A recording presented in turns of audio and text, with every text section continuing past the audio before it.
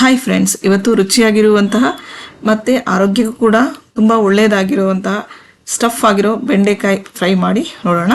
ಅದಕ್ಕೆ ಬೇಕಾಗಿರೋವಂಥ ಬೆಂಡೆಕಾಯಿ ತೊಗೊಂಡಿದ್ದೀನಿ. ಅದನ್ನು ಚೆನ್ನಾಗಿ ತೊಳ್ಕೊಂಡು ಈ ರೀತಿಯಾಗಿ ಮಧ್ಯದಲ್ಲಿ ಸೀಲ್ ಮಾಡಿ ಇಟ್ಕೊಂಡಿದ್ದೀನಿ. ಆದಷ್ಟು ಎಳೆ ಬೆಂಡೆಕಾಯಿ ತೊಗೊಂಡ್ರೆ ತುಂಬ ಚೆನ್ನಾಗಿ ಟೇಸ್ಟ್ ಬರುತ್ತೆ. ಹಾಗಾಗಿ ನಾನು ಎಳೆ ಬೆಂಡೆಕಾಯಿನೇ ತೊಗೊಂಡಿದ್ದೀನಿ. ಸ್ವಲ್ಪ ಬಲ್ತಿರೋದಾದರೆ ಸ್ವಲ್ಪ ನಾರು ಥರ ಬರುತ್ತಲ್ವ, ಅದು ತಿನ್ನುವಾಗ ಕೂಡ ಸಿಕ್ಕಾಕೊಳ್ಳೋದು ಬಾಯಿಗೆ ಹಲ್ಲಿಗೆಲ್ಲ. ಹಾಗಾಗಿ ಅಷ್ಟು ರುಚಿಯಾಗಿ ಕೂಡ ಅದು ಬರೋದಿಲ್ಲ. ಅದಕ್ಕೆ ಮತ್ತು ಈ ಫ್ರೈಗೆ ಬೇಕಾಗಿರೋಂಥ ಇಂಗ್ರೀಡಿಯೆಂಟ್ಸ್ ತೊಗೊಂಡಿದ್ದೀನಿ. ನಾನು ಇಲ್ಲಿ ತೋರಿಸ್ತಿರೋ ಪೌಡರ್ ಬಂದುಬಿಟ್ಟು ಶೇಂಗಾ ಮತ್ತು ಹುರಿಗಡಲೆ ಎರಡನ್ನೂ ಸ್ವಲ್ಪ ಹುರ್ಕೊಂಡು ಪೌಡರ್ ಮಾಡ್ಕೊಂಡಿದ್ದೀನಿ. ಖಾರಕ್ಕೆ ಬೇಕಾಗಿರೋಷ್ಟು ಚಿಲ್ಲಿ ಪೌಡರ್ ತೊಗೊಂಡಿದ್ದೀನಿ. ಹುಚ್ಚೆಳ್ಳು ಪೌಡರ್ ತೊಗೊಂಡಿದ್ದೀನಿ.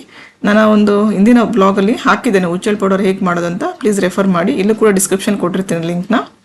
ಮತ್ತು ರುಚಿಗೆ ತಕ್ಕಷ್ಟು ಉಪ್ಪು, 2 ಚಿಟಿಕೆ ಆಗುವಷ್ಟು ಅರಿಶಿಣ, ಇಷ್ಟೆಲ್ಲ ಇಂಗ್ರೀಡಿಯೆಂಟ್ಸ್ನ ರೆಡಿ ಮಾಡಿ ಇಟ್ಕೊಂಡಿದ್ದೀನಿ ಫ್ರೆಂಡ್ಸ್.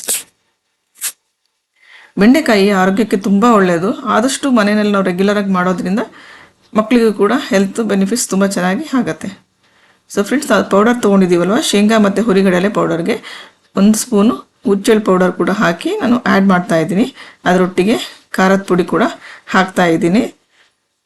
ಮತ್ತು ಸಾಲ್ಟ್, ರುಚಿಗೆ ತಕ್ಕಷ್ಟು ಸಾಲ್ಟ್, ಮತ್ತು 1-2ರಿಂದ 3 ಚಿಟಿಕೆ ಆಗುವಷ್ಟು ಅರಿಶಿನ ತೊಗೊಂಡಿದ್ವಲ್ಲ ಅದನ್ನು ಕೂಡ ಆ್ಯಡ್ ಮಾಡ್ತಾಯಿದ್ದೀನಿ. ಆ್ಯಡ್ ಮಾಡಿ ಚೆನ್ನಾಗಿ ಮಿಕ್ಸ್ ಮಾಡ್ಕೊಳ್ಳೋಣ ಇದೆಲ್ಲ.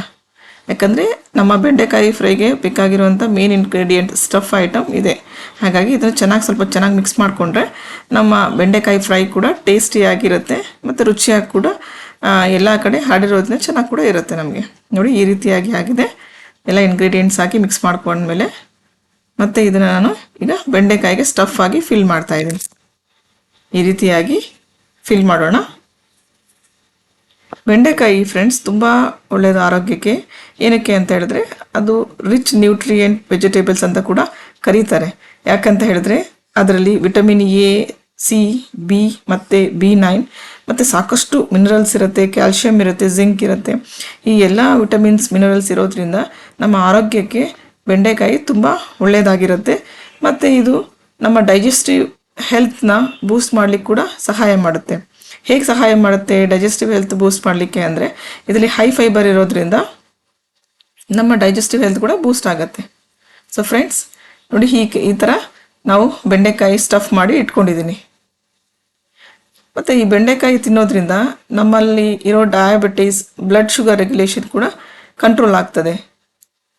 ಓಕೆನಾ ಫ್ರೆಂಡ್ಸ್? ಸೊ ಹಾಗಾಗಿ ರೆಗ್ಯುಲರಾಗಿ ನಾವು ಬೆಂಡೆಕಾಯಿನ ಮನೇಲಿ ಯೂಸ್ ಮಾಡೋದ್ರಿಂದ ಚಿಕ್ಕವರಿಂದ ದೊಡ್ಡವರವರೆಗೂ ಕೂಡ ತುಂಬ ಹೆಲ್ತ್ ಬೆನಿಫಿಟ್ಸ್ ಇದೆ.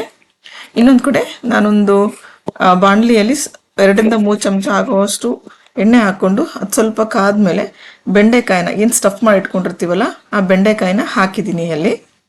ಇದರಲ್ಲಿ ಬೆಂಡೆಕಾಯಿ ಒಂದು 10 ಮಿನಿಟ್ಸ್ ಆದರೂ ನಾವು ಅದನ್ನು ಫ್ರೈ ಮಾಡಬೇಕಾಗ್ತದೆ.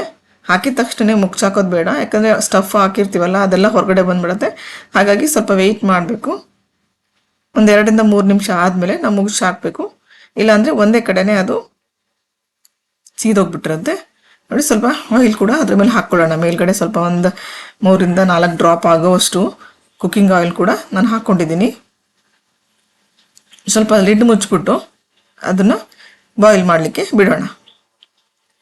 ಬಾಯ್ಲ್ ಮಾಡುವಾಗ ಯಾವಾಗಲೂ ನಾವು ಲಿಡ್ ಮುಚ್ಚೋದ್ರಿಂದ ಆ ಹಾವಿಗೇನೆ ತರಕಾರಿಗಳೆಲ್ಲ ಚೆನ್ನಾಗಿ ಬೇಯ್ಕೊಳ್ಳುತ್ತೆ. ಹಾಗಾಗಿ ಬೇಗ ಆಗ್ಲಿಕ್ಕೆ ಕೂಡ ಸಹಾಯ ಆಗುತ್ತೆ.